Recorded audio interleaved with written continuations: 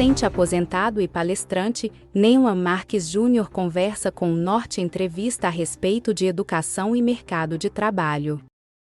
Aulas de gramática aos 14 anos.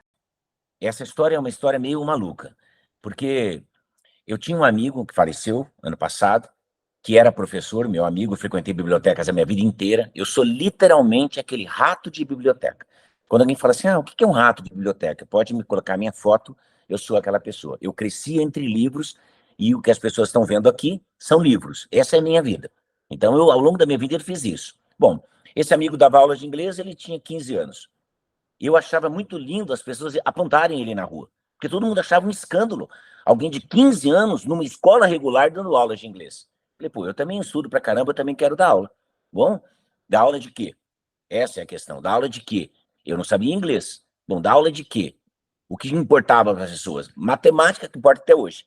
Todo mundo considera você muito bom se você sabe de matemática ou se você sabe de gramática. Como eu sempre fui um bom leitor, um bom estudante, falei, bom, matemática não tenho condição. Não teria ainda hoje. Mas gramática, sim. Não que eu conhecesse gramática a ponto de ensinar. Mas não tem o que na vida um ser humano estuda que ele não pode aprender. Foi o que eu fiz. Eu passei a me dedicar exclusivamente a estudar gramática. 3 semanas depois, eu já tinha o primeiro aluno. Aluna, na verdade. Já tinha a primeira aluna. Gostou da minha aula, me indicou para um segundo, para um terceiro. 6 meses depois, com 14 anos ainda, eu tinha 5 alunos pagando mensalmente. Bom, maior incentivo do que receber dinheiro para fazer aquilo que você está gostando de fazer é impossível. E mais, eu continuei fazendo isso, porque deixei de trabalhar onde eu trabalhava, entrei na universidade, era uma fonte de renda para mim. Aos 19 anos, eu fui para o cursinho pré-vestibular. Aos 19, eu já estava num cursinho pré-vestibular regular. Daí para frente, o resto é história. E eu fiquei 31 anos na sala de aula. Muita gente não acredita nisso, mas quem me conhece de perto sabe que é verdade e a minha vida está aqui para comprovar. Educação e mercado de trabalho. As pessoas no Brasil são absolutamente equivocadas, achando que educação é uma coisa e mercado de trabalho é outra. Antes de eu entrar nesse termo, eu quero fazer um esclarecimento para quem está nos ouvindo aqui. A gente ouve na internet, ali na internet, está cheio de especialistas na internet, né? Você entra nas redes sociais, todo mundo é especialista. O cara não sabe escrever o nome dele direito, não sabe conjugar um verbo, ele é especialista. E ele consegue falar de guerra da Ucrânia, ele consegue falar de energia atômica, ele consegue falar de vida em Marte. Ele sabe de tudo. Então tá cheio de especialista na internet. Então deixa eu explicar uma coisa, que na internet as pessoas falam que a escola ensina e a família educa. Gente, isso não é verdade. A escola ensina e a família ensina também, ninguém educa. O processo é ensino-aprendizagem. Então, a escola ensina matemática, física, biologia, química, língua portuguesa. E a família ensina bons modos, ensina respeitar os mais velhos, ensina a tomar banho, ensina a se lavar direito, ensina a não cortar a conversa dos outros, enfim, dá lugar para os mais velhos, isso, mas isso é ensino. Então, veja, eu tenho um filho, eu ensinava meu filho tem 16 anos agora, eu ensinava meu filho, ensino meu filho, era pequeno, né, Miguel? Não fale com a boca cheia, não coma de boca aberta, diga por favor, com licença, muito obrigado, ceda lugar para as pessoas. Isso foi a vida inteira, ensinando uma vez, 2, 3, 10, e às vezes tem que repetir. Quando ele vai à casa das pessoas, ele chega lá, ele limpa os pés, ele agradece, ele ajuda a tirar a mesa, ele diz por favor, ele não interrompe as pessoas me encontram e dizem, nossa, como o Miguel, uma criança bem educada, não bem ensinada. Então, educação é o que sobra depois que o processo de ensino-aprendizagem termina. Então, isso é uma coisa que a gente tem que esclarecer as pessoas, não é verdade? Então, esse papinho de que somos todos educadores, não é. Educação é o que sobra depois. Né? Eu acho que isso é uma coisa importante. Então, o que acontece? Não ir à escola formal, no tempo que nós estamos vivendo, prejudica muito o mercado de trabalho futuro.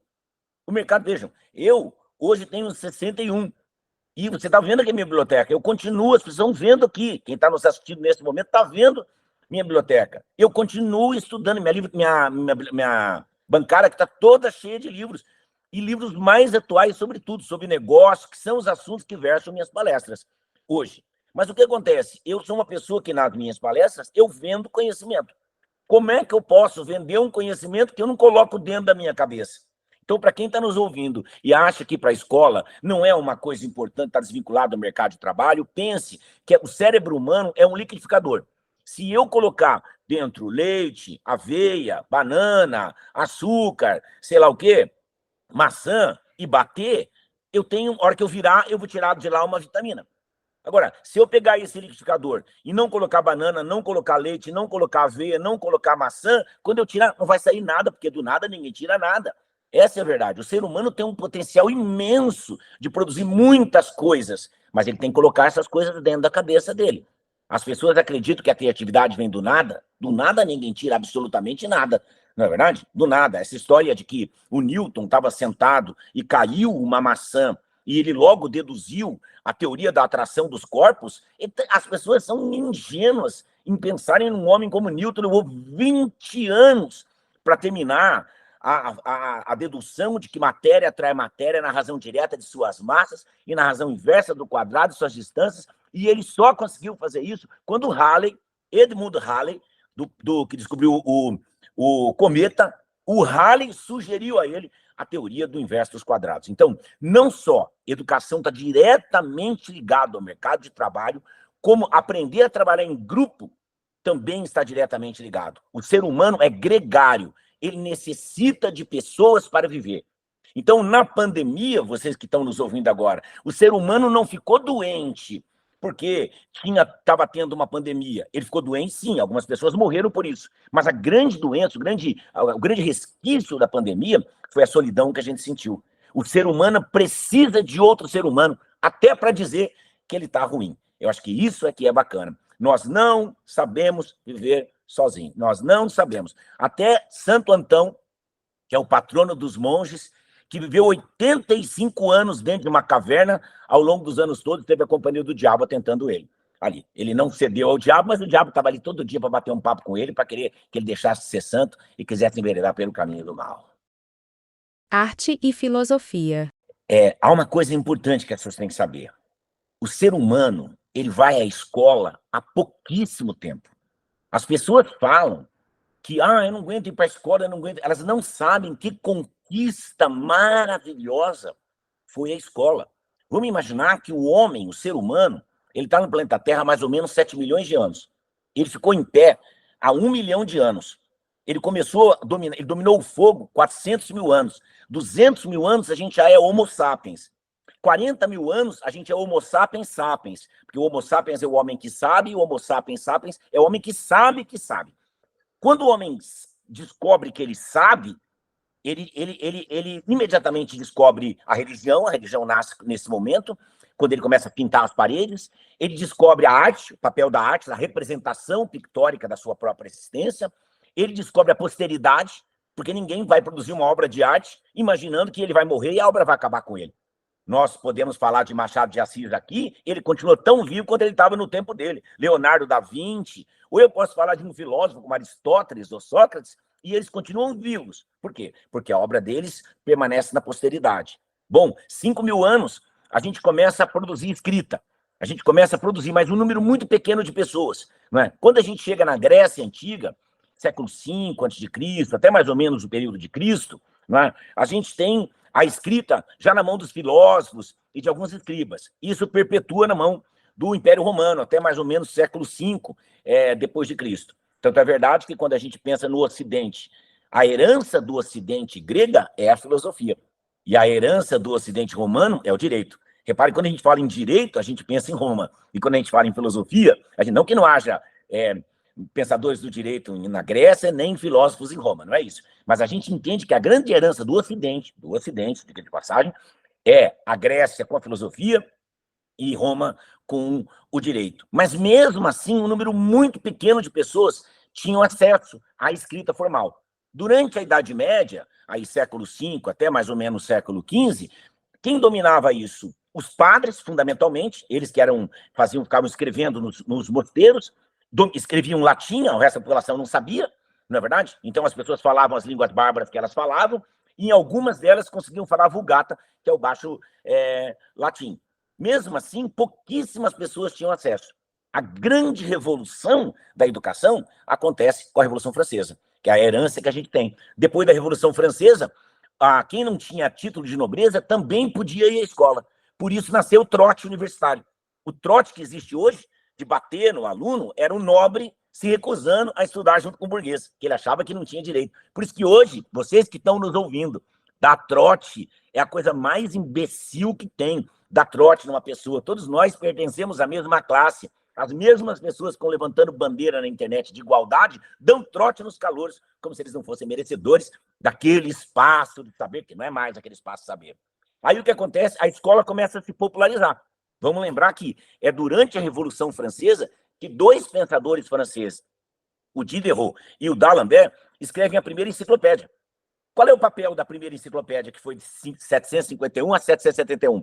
Era vulgarizar o conhecimento. Era fazer com que mais pessoas pudessem ter acesso a um número muito maior de pensamento, de onde deu a nossa Wikipedia hoje. A nossa Wikipedia nada mais é do que uma herança direta de Diderot e D'Alembert. A partir daí, as escolas começam a se institucionalizar. No Brasil, a gente vai à escola mesmo de Dom Pedro II para cá, final do Império, quando a gente começa a ir para a escola. E aí cria um ensino público fortíssimo. Vamos lembrar que a escola Pedro II do Rio de Janeiro foi uma referência para o mundo. Manuel Bandeira dava aula Imagina o seu professor de literatura ser Manuel Bandeira. Já pensou isso? Não é? Então, o que acontece? A gente vai à escola há pouquíssimo tempo, se você olhar, de 1900 para cá, 120 anos, e as pessoas estão reclamando disso. Mas por quê? Porque a própria escola foi se banalizando com o tempo. Os professores foram se preparando menos, o Estado foi investindo menos, e com a ideia de socar obrigatoriamente todo mundo na escola, para que essas pessoas pudessem acompanhar, a escola foi tendo rebaixada. Na verdade, é o que acontece com a universidade. Você vai diminuindo o grau de dificuldade, diminuindo em nome de você incluir mais pessoas. Só que em nome de incluir mais pessoas, você tem que descer, e a gente está muito próximo do chão. Tanto que hoje a gente considera que um professor universitário ele é mais titulado quanto mais ele faça publicações em revistas. Como é que um professor que faz uma pesquisa de 20 anos pode ficar publicando todo mês? Imagina o Newton tivesse que ficar 20 anos publicando todo dia um artigo científico, todo mês um artigo científico na Nature, na Science, para poder ser promovido na universidade dele. Ele nunca seria promovido.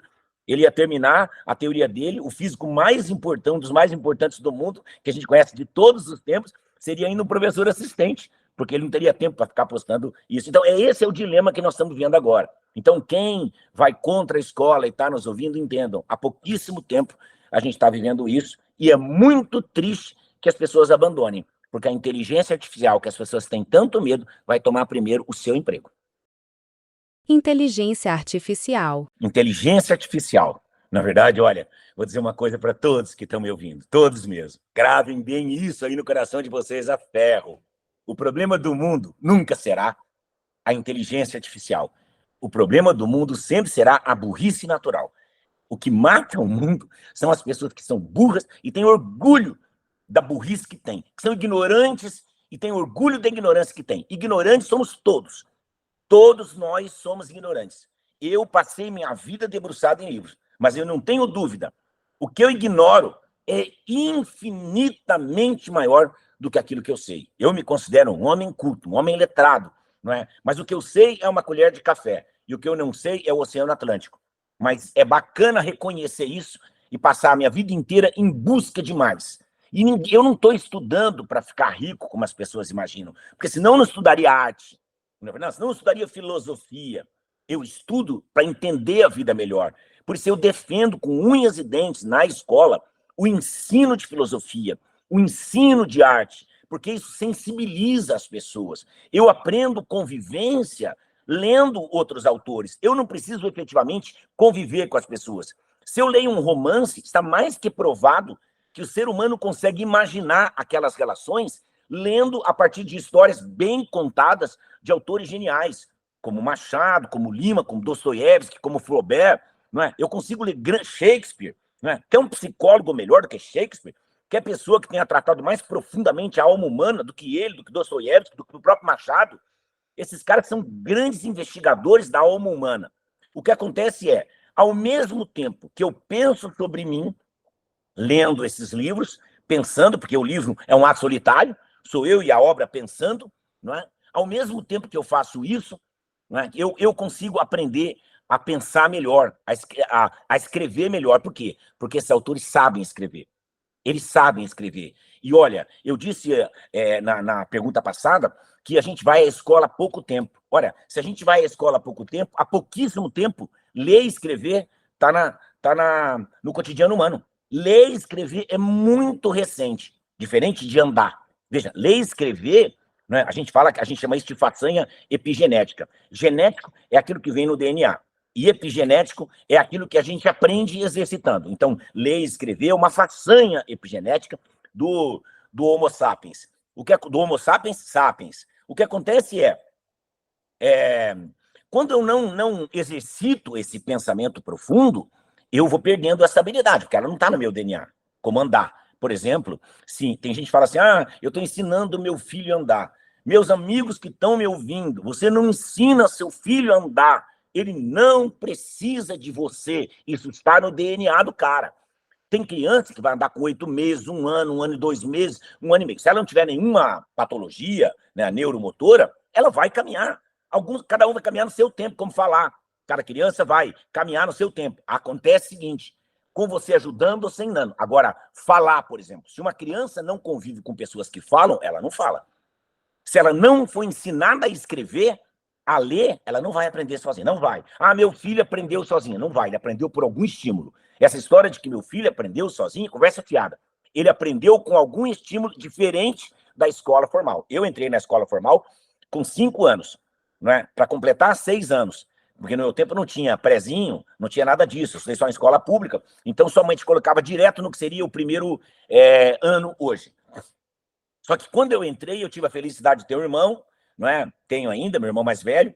Meu irmão ia para a escola, se apaixonou pela ideia de ler e escrever. Minha mãe comprou um quadro, meu irmão ia para casa e ele alfabetizou todos os irmãos. Então, quando eu entrei na escola, eu já lia e escrevia. Obviamente que não com a mesma fluência de hoje, mas eu já lia e escrevia. E o que acontece? Então, eu fui para a escola e esses conhecimentos foram aprofundados para mim num grau muito mais rápido do que uma outra pessoa que não tinha. Mas se eu não pratico a leitura e a escrita todo dia, eu vou perdendo essa façanha. E essa neurocientista aqui, Marianne Wolf, o livro é O Cérebro no Mundo Digital, recomenda a todos os professores que estiverem nos vendo, todos, recomenda a todos os pais que leiam esse livro, esse lançamento é recente. Essa mulher é neurocientista dedicada à linguagem, que é a minha área de estudo. E o que acontece essa moça fez o quê? A partir de um problema que o próprio filho dela tinha, ela foi mostrando como que o cérebro, que tipo de linguagem o cérebro precisa e como ele processa essa linguagem. Só para dizer às pessoas que estão nos ouvindo aqui que inteligência não tem nada a ver com processamento de inteligência. Essa pessoa é muito inteligente e ela tem dificuldade de processar aquilo. Por isso, você conhece uma pessoa que estudou demais, você sabe que ela é muito inteligente, mas as atitudes dela não demonstram isso. Porque ela tem dificuldade de processar aquilo. Marianne Wolf diz uma coisa muito linda, que o pensamento profundo só existe com orações subordinadas. Eu vou explicar isso para não deixar ninguém confuso aí. Quando a gente vai para a escola, todo mundo foi à escola, terminou o ensino médio, a gente aprendeu análise sintática. E na análise sintática, a gente aprendeu que havia períodos compostos por orações. Havia períodos, uma oração é uma frase com sentido completo com verbo. Então, o que acontece a gente fala e compõe períodos de 2 maneiras. A gente compõe períodos por coordenação. O que é um período composto por coordenação? Uma oração tem um sentido completo sozinha. Outra oração tem um sentido completo sozinha. Eu junto essas 2 orações com um conectivo. E a oração vai ter o nome de acordo com o conectivo. Se for um conectivo adversativo, mais, porém, contudo, oração coordenada adversativa. Se for aditiva, alternativa e assim por diante. Esses são períodos compostos por coordenação.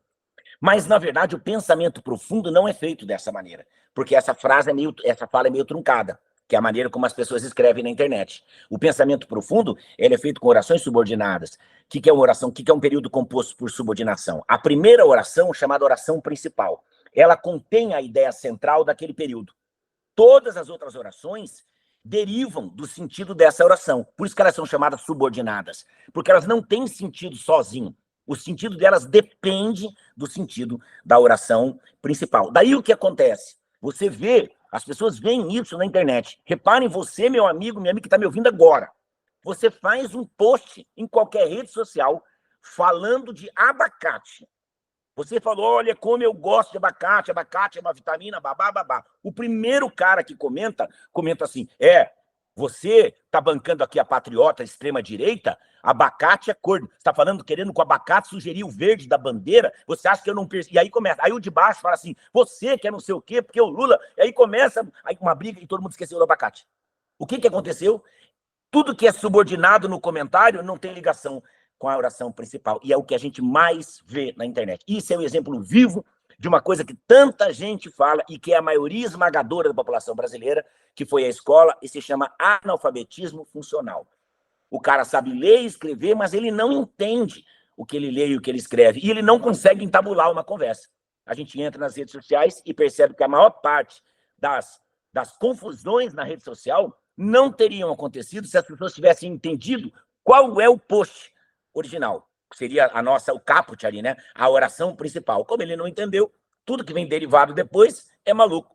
E é um erro de coerência, há um cometimento de um erro grave de coerência. E Marianne Wolff faz uma previsão terrível. Ela diz que se a gente continuar escrevendo fragmentado, igual a gente escreve, postando tweets, ou postando frases soltas, ou escrevendo em WhatsApp, em 2050, a gente já vai começar, as gerações a partir de 2050 começarão a perder a capacidade do pensamento profundo. 2050, nós estamos em 2024, é muito grave. Por isso eu recomendo a todos a leitura dessa obra. Augusto dos Anjos.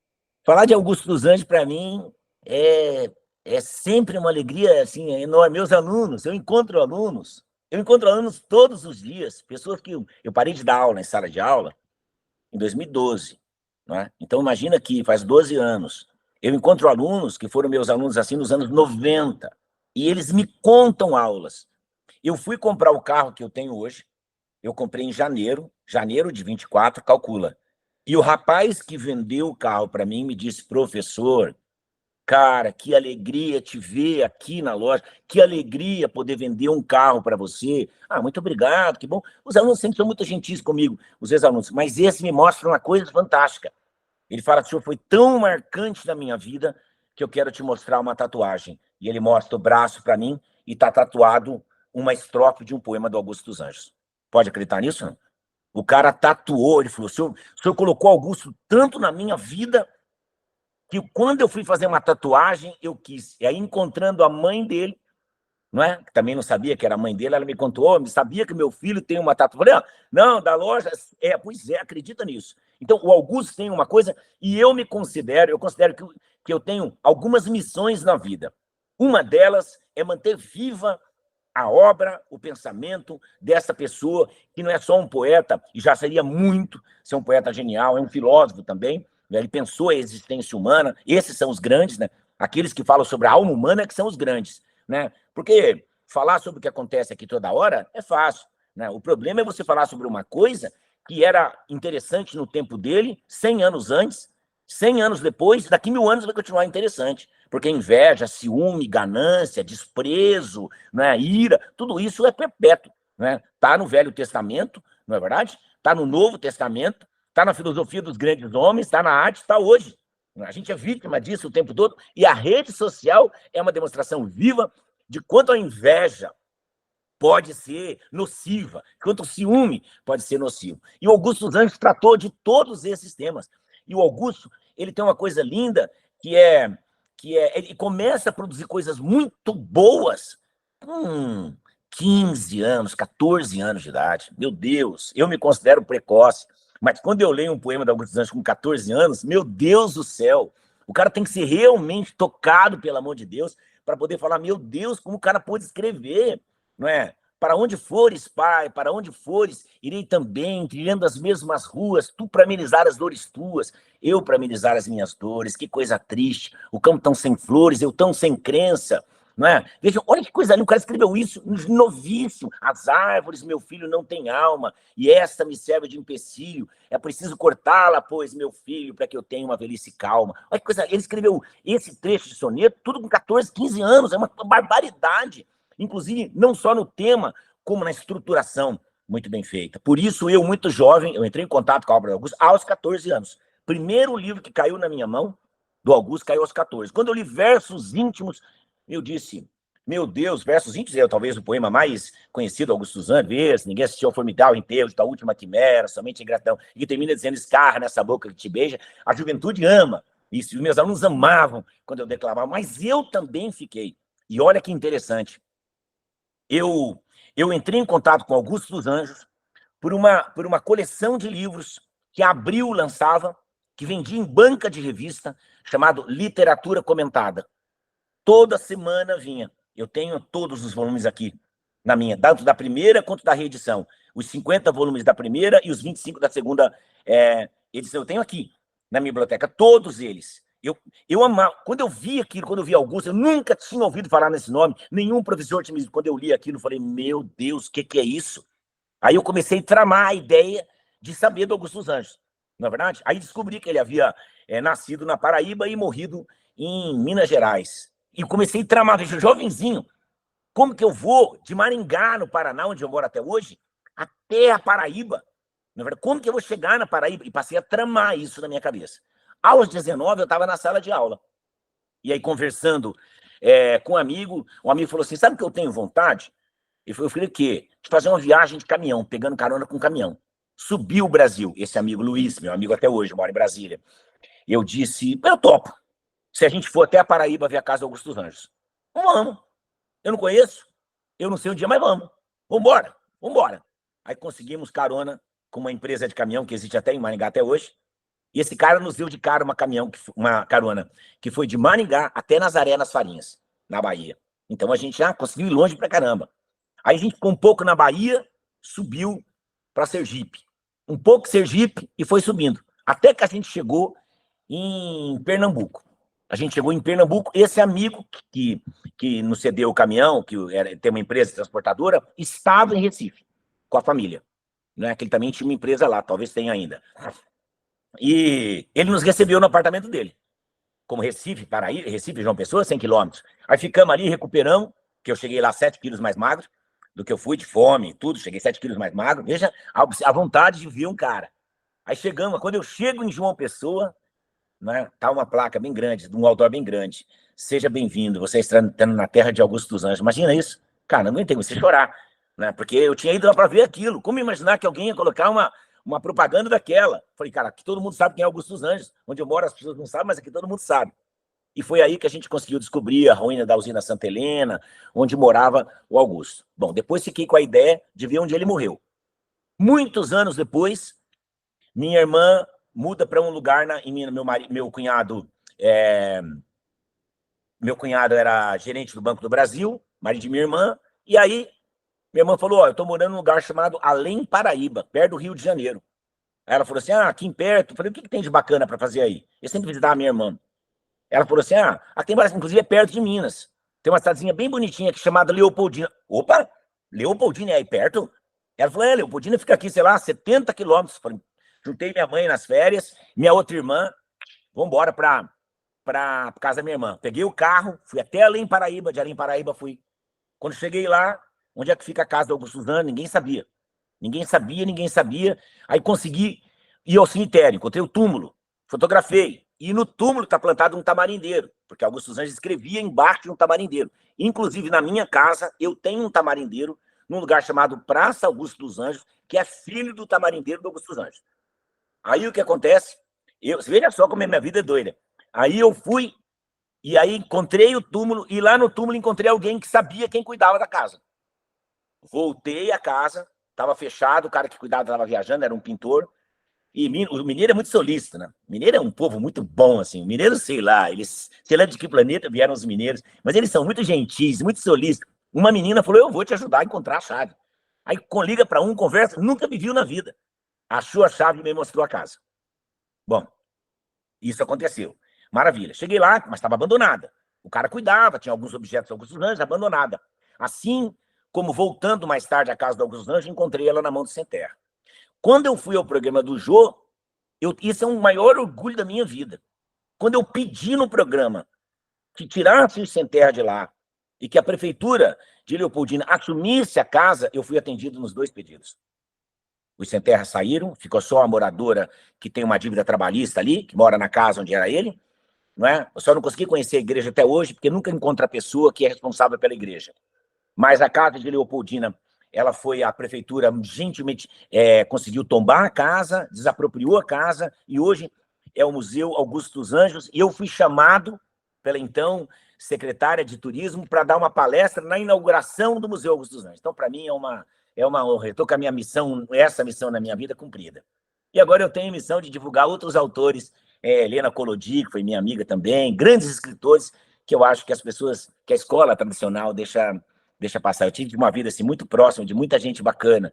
Então, a alegria da minha vida é falar em momentos como esse, sobre essas pessoas que dão tanto orgulho ao Brasil. O Augusto é uma delas, e a Helena também. Machado de Assis. A gente está vivendo um mundo que criou um conceito que veio dos Estados Unidos, que não é verdade, que é o famoso self-made man. O homem que se fez sozinho. Ninguém se faz sozinho, não existe isso. As pessoas querem dizer que o Machado também é um tipo de self-made man. Não é. O Machado é um homem determinado. O Machado de Assis tinha realmente tudo para dar errado. Cara, você nasce mulato, praticamente negro. A gente fala mulato, mas ele era negro. O Machado, num Brasil escravocrata, um Brasil escravagista. Não é verdade? Não. No Brasil escravagista, que não havia, que ninguém aliviava para isso. E o que aconteceu? O Machado é órfão de mãe, o Machado é criado praticamente pelos caseiros do pai, pelos padrinhos do pai, né, pelos apoiadores do pai, os padrinhos dele, né? Essas pessoas permitem que ele tenha uma vida um pouco menos dura do que a vida das crianças, mas ele trabalhava desde cedo e tal. Ele nunca frequentou propriamente uma escola, porque nós estamos falando de colocar uma criança negra numa escola de brancos, e é difícil. Não que o Brasil não tivesse, né? A gente tem, sim, casos, e muitos casos. Quando se fala no movimento negro no Brasil, as pessoas pensam sempre no Zumbi dos Palmares.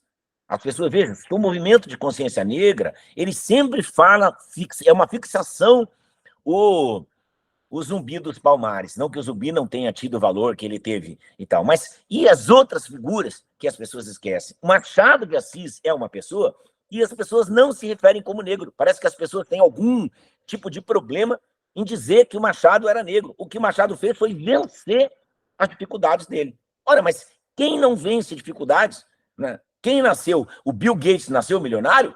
O Warren Buffett nasceu milionário? O Jeff Bezos nasceu milionário? Não, esses caras fizeram. Steve Jobs, né? Esses caras se fizeram. Né? Mas o que acontece? O entorno deles propiciou, e o Machado a mesma coisa. Né? O Machado a mesma coisa. Né? O Machado consegue entrar na tipografia com 14 anos. Ele vai conhecer o Paulo Xavier, ele vai conhecer muita gente bacana, muito jovem. E aí ele começa a conviver com jornalistas. Não é verdade? Mesma coisa aconteceu com Lima Barreto, que também é negro. Ele também conviveu com jornalistas. E é natural, era estudioso, autodidata, mas também viveu num meio em que as pessoas eram cultas e valorizavam a cultura. E isso é uma coisa muito importante. Então, para as pessoas que estão nos ouvindo aqui, afaste-se das pessoas que te puxam para baixo. Quem quer ser águia não pode andar com peru, peru não voa. Entende? O que aconteceu? No lugar dele ficar fazendo malocada por aí, ou roubando, entrando pro tráfico, que parece ser mais fácil, não é verdade? Ou se envolvendo com gente que não quer estudar, que é tudo mais fácil, ele foi procurar uma galera que podia fazê-lo crescer, como eu fiz também, como muita gente fez. Eu quero me cercar de amigos, e os meus amigos da adolescência são meus amigos até hoje, são todos bem-sucedidos, na verdade não são milionários, mas são todos bem-sucedidos na vida, profissionalmente, construíram famílias bacanas. O que é isso? A gente meio que se protegeu ali. Então, isso que os nossos jovens precisam entender. Pode parecer mais fácil hoje, mas o preço no futuro é infinitamente mais caro. É mais fácil você virar aviãozinho do tráfego para ganhar quinhentão por semana, talvez R$ 2.000 que seu pai não ganha, realmente é mais fácil. Mas você sabe qual é seu futuro. O futuro de um menino desse é ainda muito jovem, no máximo até os 25 anos, ele está preso ou morto. Essa é a verdade. Então, viveu intensamente até os 20 anos, mas tomou um tiro. Ponto final. É simples assim. Eu não quero levar um tiro, o Machado também não queria. Na verdade, então o que aconteceu foi que ele começou a conviver com pessoas, o Lima, a mesma coisa. Eles foram mudando. Ninguém fala de Lima Barreto no movimento negro. Ninguém fala do Machado. Ninguém fala do Luiz Gama, que foi escravo e se transforma no grande advogado da causa negra no Brasil. Né? As pessoas não falam dessas pessoas que fizeram um trabalho extremamente importante sem ter que pegar em arma, sem ter que dar tiro, sem ter que fazer nada, não é verdade? E enobrecem a causa do mesmo jeito. Não a causa negra, como dizia o Machado, mas a causa humana. Porque o Machado dizia uma coisa, e isso a gente encontra no Memórias Póstumas de Brás Cubas, que opressor e oprimido não tem nada a ver com cor da pele, tem a ver com oportunidade, né? É só uma questão de oportunidade. Então, se você não tem fundamentos morais claros na sua cabeça, de oprimido, você pula para o opressor. Né? Por exemplo, Luiz Gama, ele foi um menino que foi tratado mal, foi abandonado, foi escravo, foi vendido, foi tudo. E quando ele vira advogado, ele advoga a favor dos negros. Ele ficou com raiva. Eu não vou me vingar de todo mundo. Ele não fez isso. O que mostra que é um ser humano superior. O Machado fez a mesma coisa. O Machado era criticado pelos negros, é criticado pelos negros ainda hoje, por uma parte, por uma ala dos negros, não é, desse movimento, porque ele não usou a obra dele para defender a causa negra. Mas o Machado não estava escrevendo, isso que as pessoas não entendem. Ele não estava escrevendo para brancos, para negros, para amarelos, para mulheres, para homens. Ele estava escrevendo para seres humanos. Porque inveja não tem cor da pele, ira não tem cor da pele, ciúme não tem cor da pele, pequeneza não tem cor da pele. Quem é pequeno é pequeno. Por isso, eu trabalho como conselheiro executivo, sou palestrante hoje, né? Eu vivo de dar palestras hoje, mas também trabalho como conselheiro executivo de um grande escritório de advocacia. E a gente sempre fala isso. A gente contrata a caráter e depois treina competência. Essa é a verdade. Você não vai treinar caráter, não existe treinamento para caráter. Então, se você não tem, não importa qual é a cor da sua pele. Não importa qual é o seu status social. As pessoas costumam generalizar e dizer que na favela só tem bandido. Não, a favela tem pobres. E tem gente de classe média e tem gente rica. Tem gente que enriqueceu legitimamente trabalhando na favela. Não tem nada a ver com tráfico, nada a ver com nada. O cara montou lá um supermercadinho e ele ficou rico e quer ficar na favela. Assim ele montou, sei lá o quê, uma padaria, ou sei lá o quê, não sei, não é? Alguma loja, sei lá, alguma coisa que presta um serviço, ele conseguiu enriquecer e gosta de ficar ali. Os amigos dele estão ali, porque onde o mundo é bacana? Onde seus amigos estão. Então o Machado fez isso. No Memórias Póstumas de Brás Cubas, quando o Brás Cubas era pequeno, ele tinha um escravo, que era o menino Prudêncio. E ele batia nesse menino, fazia muita maldade com esse menino. E ele jogava comida, jogava terra na comida e falava que era o Prudêncio que tinha feito, só para ver o Prudêncio apanhar. Usava ele de cavalinho e tal. Quando ele vai estudar em Portugal, o pai dele está na iminência de morrer, dá alforria para o menino Prudêncio. Quando ele volta para o Rio de Janeiro, tem uma cena que ele volta, em duas cenas antológicas, uma que ele encontra a Marcela numa relojoaria, né, e vê a Marcela que tinha enganado ele, agora toda bexiguenta, toda feia, e aquilo alegra o espírito dele, de ver ela desgraçada, e depois ele vê um negro, surrando um negro. Seu desgraçado, seu bêbado, bate. Nossa, quando ele chega, ele vê que é o menino Prudêncio, adulto agora. E ele grita, Prudêncio, o que é isso? O Prudêncio fala assim, nhonhô, muda tudo. Nhonhô Brás Cubas, o que você está fazendo? Eu estou batendo nesse negro vagabundo e tal, não sei o quê. Ele falou, para de fazer isso. Nhonhô não pede, nhonhô manda. E o capítulo se chama O Vergalho, para quem quiser ler depois, tem na internet, O Vergalho. E o moleque vai embora. Ele fala assim, aí ele conta que ele foi alforreado e tal, e com o primeiro dinheiro que ele juntou, ele comprou um escravo para ele. Ele diz, o Machado não faz a qualificativa, dizendo, olha, tá vendo? Nada disso. Ele deixa o leitor tirar a conclusão que você vai tirar. Mas a minha conclusão é essa. É uma questão de oportunidade. Se você não tem uma formação, o que acontece? No lugar de você se tornar Nelson Mandela, e vou pacificar meu país, você fica vingativo, e aí você resolve fazer, que é o que acontece ali. Só que isso não tem a ver com cor da pele, não tem a ver com nacionalidade, com etnia, com classe social, não tem nada.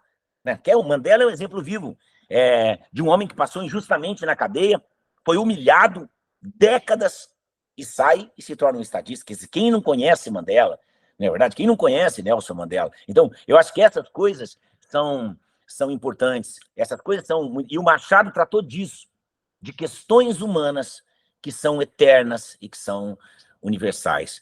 Por isso ele tem que ser reverenciado. O brasileiro tem que agradecer, beijar o chão todo dia e falar assim, obrigado, meu Deus, eu nasci na terra de Machado de Assis. Eu sou agradecido por ter nascido na terra desse mesmo homem. Vou mais, se o Machado tivesse escrito em inglês ou em francês, eu não tenho dúvida, ele estaria pau a pau no mundo todo com Dostoiévski, com Flaubert, com todos com Zola, com todos os grandes nomes, porque ele é reconhecido pela escola americana e pela pela Academia Europeia como o maior prosador das Américas do século XIX. Ele realmente é genial. E se ele não fosse escritor, ele devia ser psicólogo. O Freud disse que o maior psicólogo que ele conheceu na vida foi Dostoiévski. O Nietzsche também fala isso, que o Dostoiévski não devia ser... Ele era um psicólogo, o melhor psicólogo que ele conheceu. Mas eu acho que se eles tivessem conhecido o Machado, ele teria dito a mesma... O Freud, hein? Teria dito a mesma coisa, ele teria tido acesso à obra desse homem absolutamente magistral, que é o Machado de Assis. Geração de cristal e valores. Falar em gerações é uma coisa complicada. Primeiro, eu quero dar a minha opinião, né? Eu, Nailor, não me deixo levar por geração Z, geração Y, geração X, geração milênio. Eu não me deixo levar por isso. Os rótulos, eles são complicados. Porque a gente fala assim, ó, quem nasceu... Eu, por exemplo, sou geração X, né?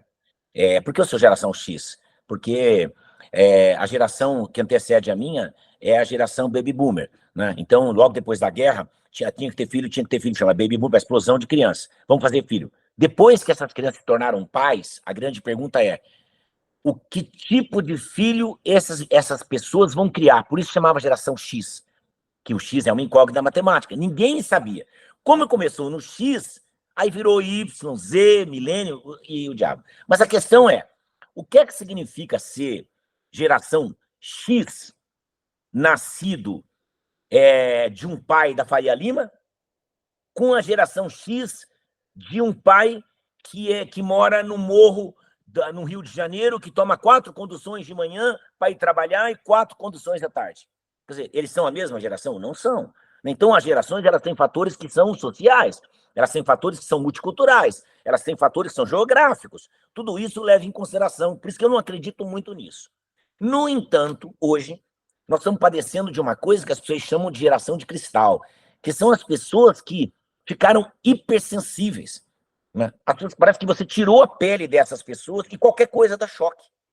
Só que o mundo, ele não tem espaço para pessoas assim. As pessoas estão dizendo não, aí fora está tudo mudado, não está nada mudado. Uma coisa é eu não verbalizar uma ideia, outra coisa é eu não ter a ideia dentro da minha cabeça. Eu não preciso verbalizar um preconceito para ter um preconceito. Preconceito está dentro da minha cabeça. Como eu sei que é punido, eu não verbalizo. Mas não verbalizar não quer dizer que eu não tenha aquela ideia. Não quer dizer que eu tenha um gosto. Não é porque você está dizendo, porque a televisão diz que determinado tipo de pessoa é bonita, que dentro da minha cabeça eu vou achar bonito, porque beleza é cultural. Não é verdade? Beleza é cultural. Cada pessoa acha.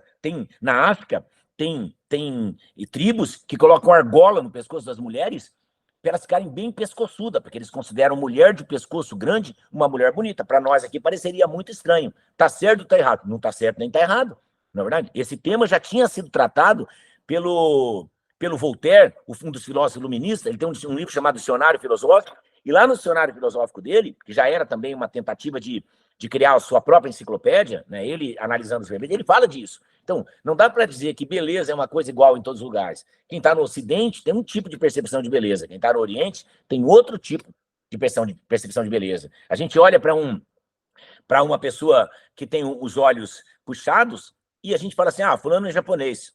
E às vezes o cara é vietnamita, não é verdade? Às vezes o cara é cambojano, o cara é chinês, mas para a maior parte de nós, como japoneses migraram para o Brasil primeiro, todo mundo é japa.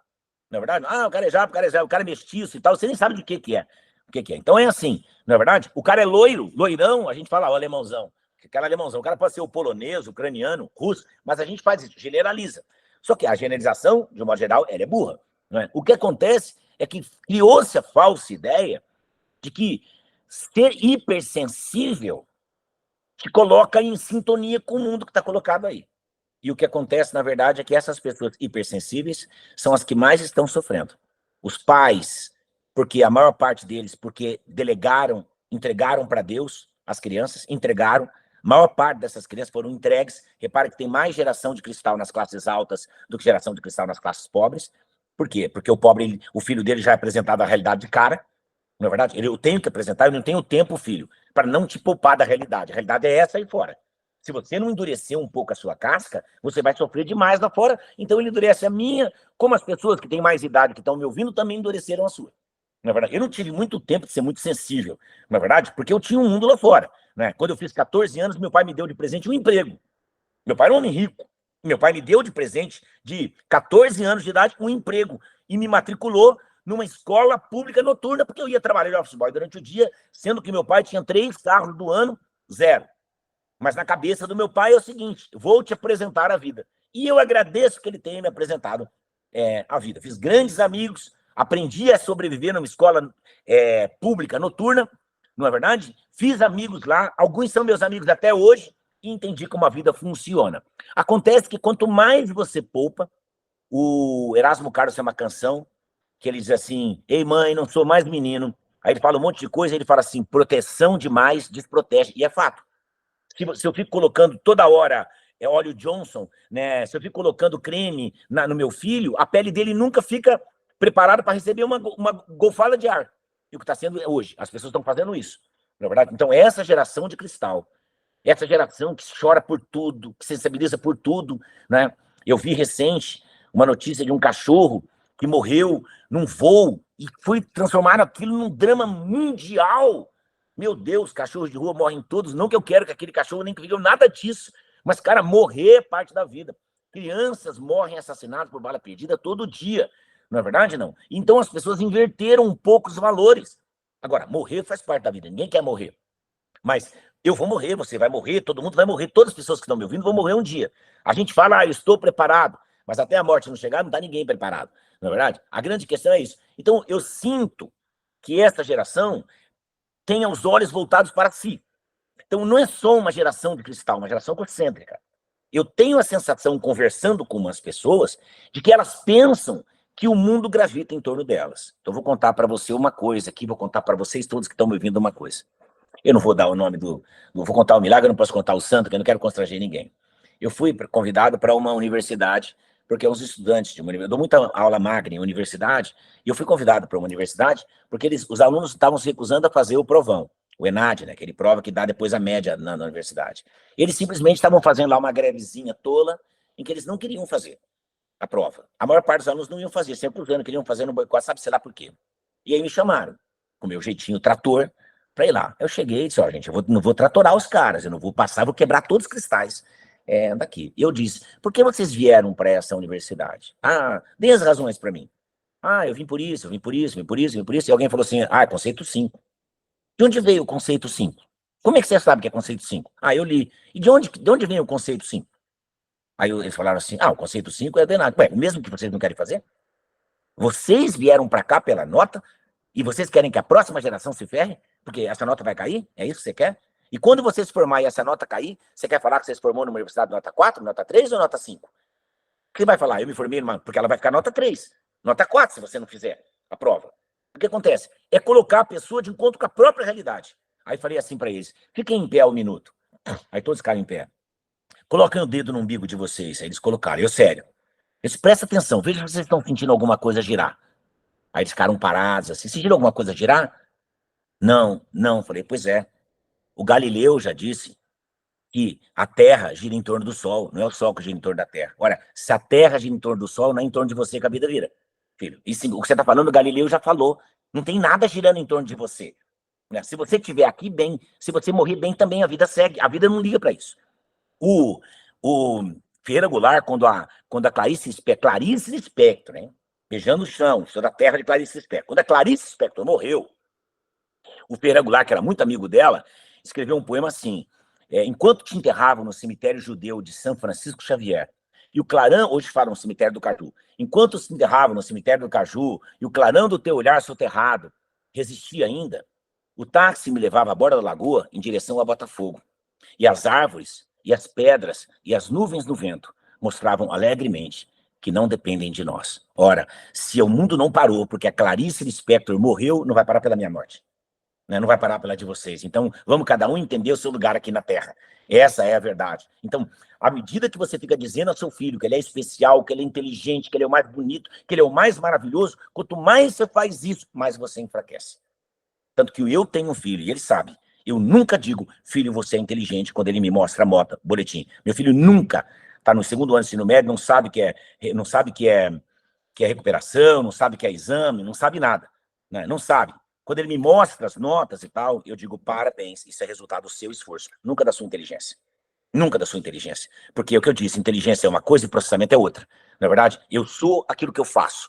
As pessoas são aquilo que elas fazem. Então, vocês que são de cristal e estão pensando que o mundo inteiro vai parar, estender o tapete vermelho para vocês, meus amigos, preparem, vocês vão sofrer mais, muito mais do que seus pais. E se vocês acham que eu estou mentindo, olhem a última pesquisa de QI, o QI brasileiro médio caiu 10 pontos.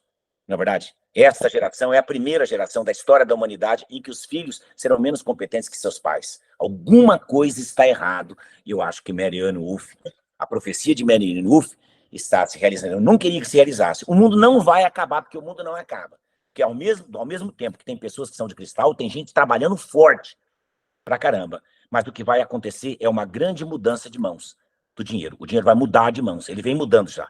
Mas ele vai dar um outro solavanco e mudar de mão. Igual aconteceu da virada do século XIX para o século XX. Muita gente que ninguém sabia, de repente, mudou, deu um salto. Isso aconteceu de novo nos anos 70. Você nunca ouviu falar de Jobs, nunca ouviu falar de Warren Buffett, nunca tinha ouvido falar de Bill Gates, né, Jeff Bezos, de repente, bum, o mundo deu um salto e apareceram esses caras. Dá um bum, outro salto, aparece Mark Zuckerberg, não é verdade? E aparece agora os chineses, né, o do TikTok e assim por diante, né, das indústrias de carro. Todo mundo conhecia, só Volkswagen, enfim, Audi, todas as empresas que a gente conhece aí, Ford e tal, bum, de repente aparecem chineses vendendo carro com alta tecnologia por um preço muito mais em conta, com muita tecnologia embarcada. É isso. Então são essas grandes revoluções, o dinheiro vai mudando para quem está interessado em transformar a sua vida numa grande vida. É para isso que a gente estuda, né? Então eu fico feliz que esses temas tenham sido tratados aqui, porque não que o meu ponto de vista interesse para alguém, mas eu acho que é bacana esse tipo de conversa para que a gente pare um minutinho para pensar em que vida a gente está querendo para a gente, para quem é jovem, e em que vida a gente está querendo para os nossos filhos, para quem já tem filhos. Eu acho que essa é a grande questão filosófica do século XXI.